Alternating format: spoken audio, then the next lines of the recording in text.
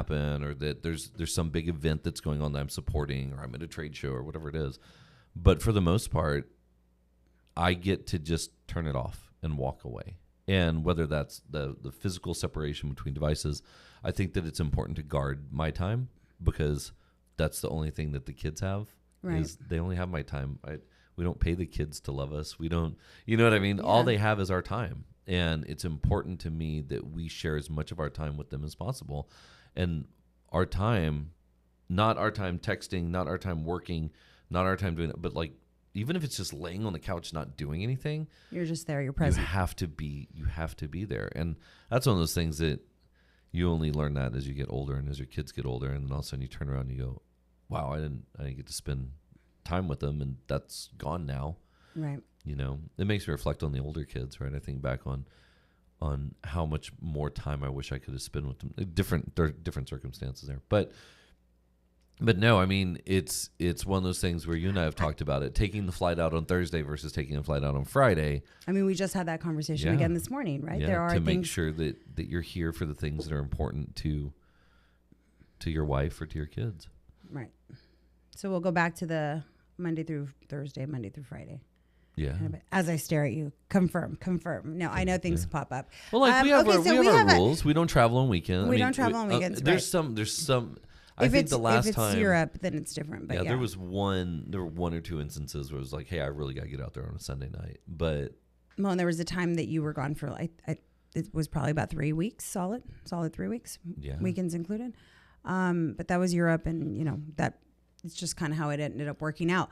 I will tell you that it'll be interesting next week, where we're both in the same city. To me, this one's fascinating. This is pretty cool. We will both be in the same city for conferences, separate conferences, separate hotels. Mm-hmm. Mine was booked ahead of yours, and so I've got my hotel. I've got my hotel. And so my hotel is not quite as nice as your hotel. I will say that. So I might find myself in your hotel. If you're lucky. If I'm lucky, I'll get a key. And I know I can't even say, because we don't have the same last name. So there you go. I can't even kind of sneak in there. But it'll be interesting to see, like, yeah, I'm over here. Well, I don't even know how much I'll see you. See, my events are going to happen during the day and in private suites and in mine's a lot of the same stuff. It's just in the evening. But in the evening, yours are. It's back to back. It's but it's cocktails, dinners, clubs. And mine is not that. Yeah. No, but I think you've got some dinners, I'm sure, and some maybe after parties and. No, I think we have one after party. Well, you can come party with me if you want. Yeah, or I could go back to my cush hotel room and just take a little nap. Anyway, so I'm dying to know if we'll actually see each other. I don't know. Yeah, I think we will. You think? Yeah, well, if you can get on my schedule. Oh my goodness, we'll see. Schedule.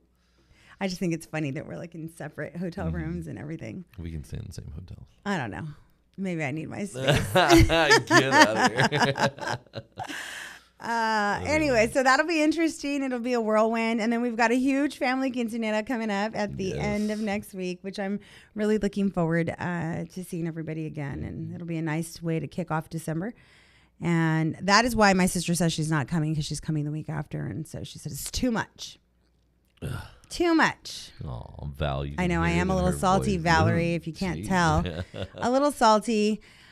Okay, so what else is going on this week? I was trying to think of things that irked me.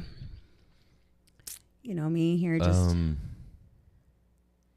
Nah, man, all the politics stuff is like crazy. The stuff that the Starr County Ranch thing is just going bananas, man. It's. Oh, I don't want to dive into that. And so, okay, we had a friend yesterday, because we were talking politics at a friend's house last night, and it's great that we can all be in a space where we can share our opinions and thoughts and nobody ends up angry or upset. So I'm very appreciative to the people in the room that are willing to listen and to have those conversations and not get their panties in a wad, and we can just kind of talk about things and move forward. But we are lucky enough to have more friends that are willing to have conversations. Her perspective was, interesting, right? And I'm so hopeful that what she says is true. So her perspective on all of it was just like, there is so much noise. It's just so much noise. How much of it will actually come into fruition? Mm-hmm. How much of it will actually happen? Right now, everybody's sounding the alarms. Nobody's happy about what's happening. the left isn't happy about what is going on, and it's just a lot of noise. Yeah. How much time will it take to actually push any of those things through? And I said last night, I think you said last night also, is that my whole concern with this is that before it was just a lot of noise. It's like, okay, great campaign promises, trail promises, nothing's going to get done about it. I just don't feel like that's the case now. I feel like now it's not just noise. Now here's the playbook. Here's what this person has said that they're going to do. Here are the steps that they're taking to do that. Mm-hmm. Here's all of the things that are being prepared in order to follow through with everything that was said. And we're not going to really know until day one happens. Right. And then is he going to do it or is he not going to do it? But the fact that so many people are so concerned about, and like pick your issue, is that with everything that's happening, so many people are concerned about so many different independent issues that even if he just executes on 4 of them, those 4 have devastating effects on our country, in my opinion. And right. I think that's the issue, is that we're saying out of all the things that are promised on the campaign trail, say 100% of them, only like 25% gets done, right? My problem is if that 25% is the stuff that he's been adamant about saying. Well, and it's like she did mention, and I liked her perspective on it a lot, because it was very, I don't know, calming to me, in the sense that maybe it won't get done, maybe it does, maybe it doesn't. Mm-hmm. And so maybe that's just the attitude we should all be taking. But I will say it does feel a little different. The alarms sound a little louder. And again, maybe that's because we're a little older. Yeah. Because the same issues. Right, we went down Bill Clinton's path. We right? went back. Yeah, we went back to Clinton, and we were like, "What were the problems that they had? What do Republicans hate about Clinton?" Yeah, because unbeknownst to me, LGBTQ supportive.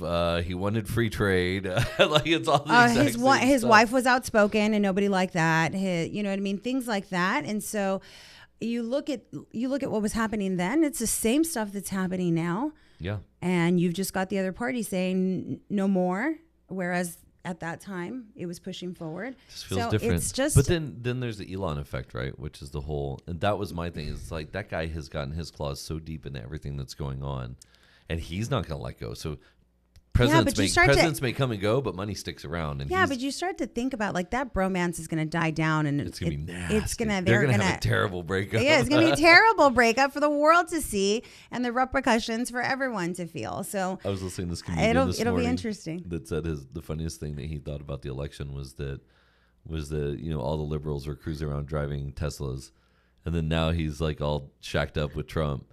And then, so he's like, "Gotcha, bitch! Like, now you're all driving my car. Too bad." Yeah. And how the no one knew that the T on the back of the car doesn't stand for Tesla; it stands for Trump. And so he's like, "Now you'll never be able to unsee it. That T on the back of every Tesla means Trump." But about how that's going to be when that breakup happens, it's going to be. I think that's a consensus. But then, I don't know, man. It's just. I forgot what it's like to get back into that cycle of every day there's something just. So I stopped. I don't even bother. I don't bother anymore. Elon What's talking about the buying point? MSNBC now. It's too much. And putting Alex Jones on MSNBC and Joe Rogan on MSNBC. Dude, I was watching. Well, so that's why I asked you yesterday. Do you remember I asked you, is Joe Rogan involved in politics? Like, is that like an aspiration? Because it seems like it's headed that way. This thing this morning that one of the guys sent over, where it was this interview with this kid, and it's like, yeah, man. I really don't like Kamala's message because she just, she was too traditional. She didn't go in any of the podcasts I listened to, and so that's why I didn't vote for her. Well, and the guy was like, "Well, she didn't do Rogan. Would you have voted for her if she did Rogan?" And he's like, "Yeah, probably, because she needs to be out there where the people are." And it's like, do you not realize that they pay them millions of dollars to get on their damn shows? First of all, oh my God, total squirrel moment. Are you ready for this? Go. It's a squirrel, and it's totally taking us in a different direction. Go. Thankfully, we have a friend. Okay. Who works with brands, big food brands. And her job is solely to get them on networks. So like when you have a celebrity chef on, yeah. So when you have a celebrity chef on, let's just say, I don't know, Good Morning America. Okay. And you've got like Bobby Flay comes out there and he's talking about the latest and the greatest, and he's putting together, normally those are his products, but in the event that he be holding somebody else's products, did you know that that's paid advertising? So, for instance, if they're holding a bag of pop chips and saying this recipe is so great, and you just add a couple pop chips on top, pop chips, product placement. Yes. Okay. I had no idea that all of that is fake. So, like Oprah's greatest like list, in the movies where it's like, man, this Coca-Cola is. You don't remember Wayne's World where it's like, what would really be great right now is like a Pepsi. Okay, but this goes back to like the news. You really believe that what's happening on the news is real. So Good Morning America is a news outlet. It's done a little fun way, but it's a news magazine. Whatever. The point is, I didn't realize that all of them are lying to us and that they're being paid to use those products. I had no clue.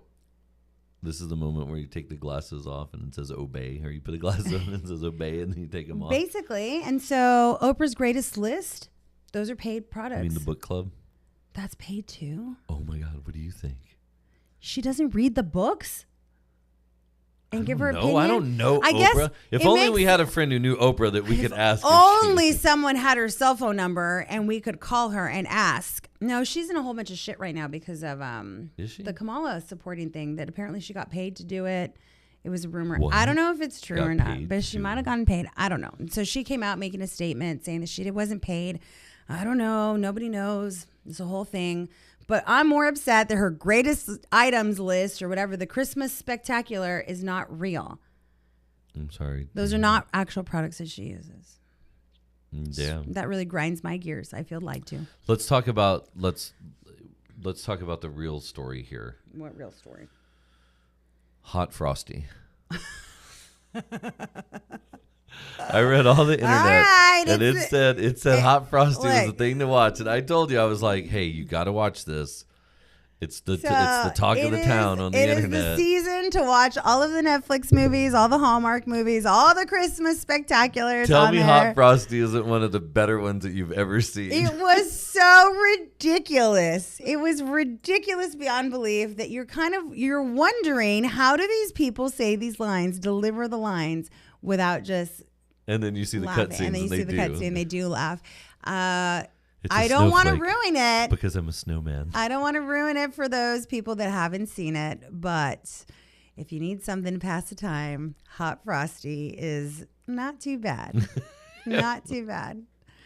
Yeah. And then I watched, so I'm trying to watch TV. And so the times that I'm watching, I think I watched Hot Frosty at 7:00 in the morning. It's like, I told you I had a goal. My goal was to not get out of bed. I asked you to bring me coffee. When I went to bed, I said, Drew, I just want you to bring me coffee in the morning. I want to watch TV. And so you did. You showed up with a cup of coffee at 7:00 in the morning and we watched Hot Frosty. And I choked you out this morning. And then this morning you were trying to put me in a headlock. You see? What were you dreaming about? Just spill it. What was it? I was awake, dude. I was like, you had me in a headlock while you were awake? No, you weren't in a headlock. It felt very headlock-ish. You're full of it. I think I was too low or something. Did you see what I did after that? I stacked up 2 pillows on my side of bed. Is that what happened? I did. I was like, I don't need you. I got these cold ass pillows. And then, I'm waking up in the mornings and everything hurts. My hip hurts. My back hurts. I know. We were having this conversation at work and everyone's like, well, take an Advil before you go to bed. It's like, is that a thing? Your body wakes up sore now just because you're older? I don't wake up sore. You don't? Well, you're way older than me. You suck. You're way older than I am. So how does that not happen to you? Speaking of old people, you went to a hat trying on thing this week, didn't you? Didn't you put on a hat? Oh my gosh, I looked ridiculous. So I guess some people have heads and faces that are made for hats. Like they can wear hats. I'm not one of them. No. I tried on all of these hats. And they weren't meant to look the way they looked on me. Like a couple of friends looked gorgeous in their hats. They bought hats. They looked so good. And every time I put on a hat, I kept thinking, I look like I'm gonna like a Tejano superstar. Like everything it looked too tall on my head. I was like, this is not the look for me. I want to talk about Tejano superstars. Okay. I think people need to show more appreciation for Leo Alejandro Garcia in the Rio Grande Valley and go listen to his song Tacos. It's a good one. Great song. It is a good one. I enjoyed listening to it. I felt like tell me that I'm pretty. Yeah. What a great chorus. There's very few there. I don't know. I don't know very many artists that can put together all of South Texas in one little box and put it into words or make you feel something. There's something to be said about going into, a skeet shoe and smelling the barbecue and listening to the music, and you're suddenly immersed in this South Texas culture that exists and that it's so beautiful. And it's hard to put that into a little package unless you're from here. And this song did that for me. It's a jam.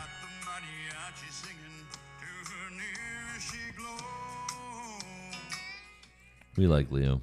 We do. And his music makes it automatically. I think I got a little emotional. You did. You start crying. I said, my gosh, it's all of it. It's from being in high school and going out to the canals or the ranch parties and drinking beer to listening to country music and dancing in the booths and kicker dance and all of it. And then growing up and having kids and going dove hunting and eating barbecue outside and going to the quinceañeras and all of it all in one beautiful little package. That music did that for me. And I thought it was just neat. From here. I thought it was neat. It's a jam.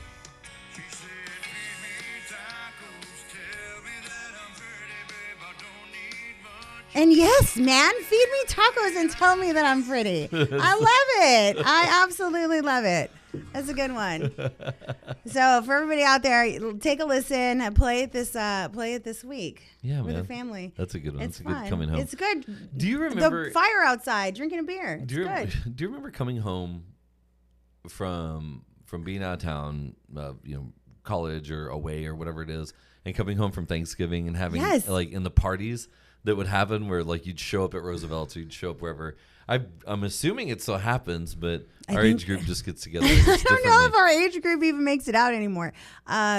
We're home buddies. Remember that feeling of coming home and seeing all the old friends and being like, oh my God. We still have friends that come into town. The thing is that now everybody's got kids. And so where do you leave all your children? The mother-in-law's house.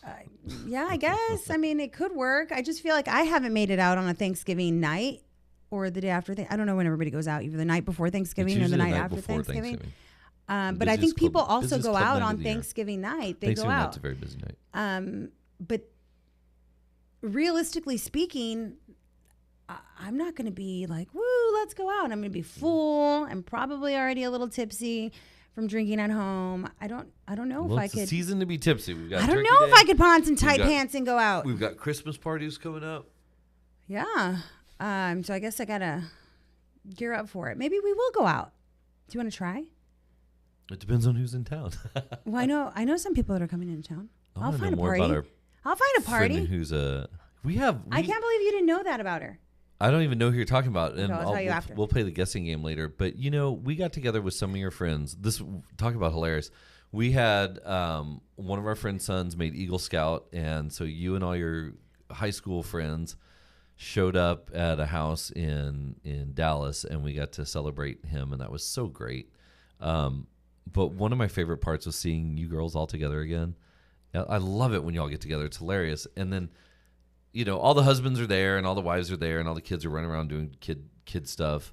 And like looking through and seeing our daughter and their son sitting at the table, I was like, wow, they've grown up so much. Yeah. But having someone from their neighborhood lean over and he was like, dude, you guys have the craziest group of friends. Like, I don't understand half of like what you guys do and who's in, like, this is just nuts. Yeah. And it makes you stop and think about, you think about your friend group and you go, oh, well, she does this and he does that. And well, he does this, but she does that. And well, she does this, but he does that. And you're just like, what? How do you all know each other? I know. You have a really fun and group so of people. I always say, and it's effort. It's definite effort to remain friends through the years. It's really hard to lose touch with people. And so no, it's really easy to lose touch with people. I'm sorry. Yes, that's what I meant. It's very easy to lose touch with people and to just continue to make the excuses. And so this particular, we had so many things going on that weekend that it was, terribly hard to get there. Like it's Dallas and it's so far away, and you look at the flights and the flights are just not reasonable to take a family of four just to Dallas for the weekend. Like, it just doesn't make sense. So we got in the car and we drove, and you put the effort in. We made it to Dallas in 8 hours from the valley on the tollway. That was so sweet. I know. Can you imagine if we hadn't stopped for an hour at Buc-ee's? And so you just put the effort in and you do it because we do matter to one another. It's just so hard to find the time to make it work.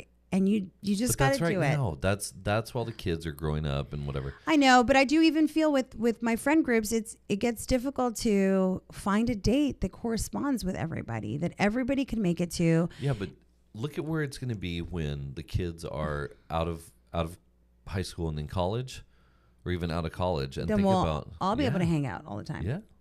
Or no, because we'll be at their colleges watching them play games or watching them do this or whatnot. I just think it gets really tricky. And so you have to put a very big effort in.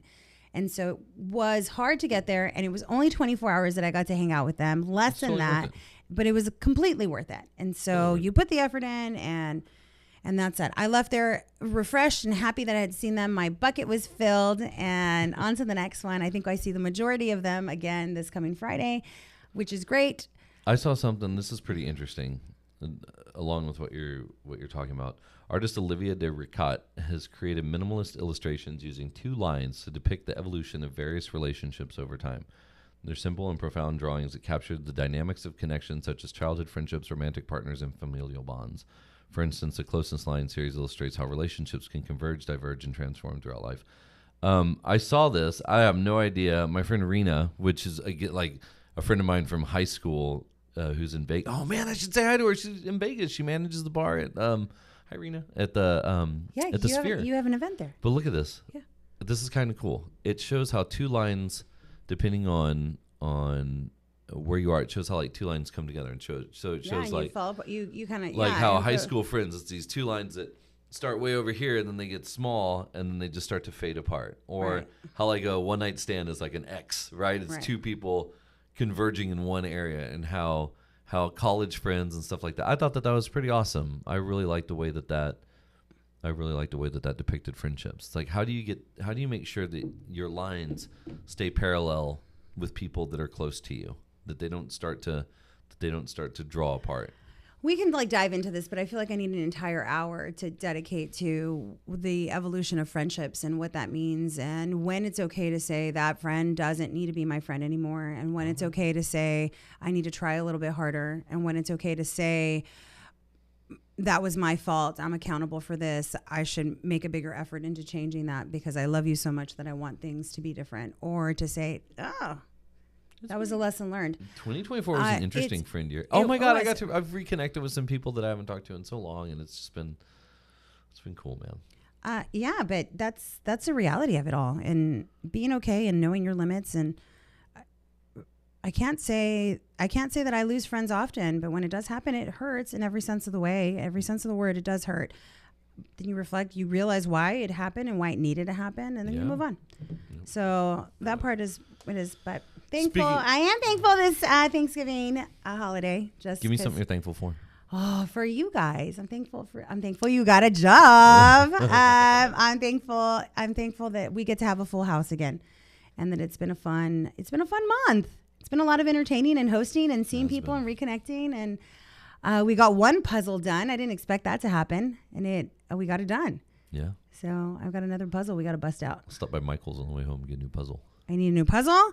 I need my King Ranch casserole ingredients. I need Elf ready to go because we watched that the day before Thanksgiving. This is stuff that we do. Yeah. And then Christmas, we'll throw up all over the house on Friday. Yay. Yeah. Oh, my God. Here we go.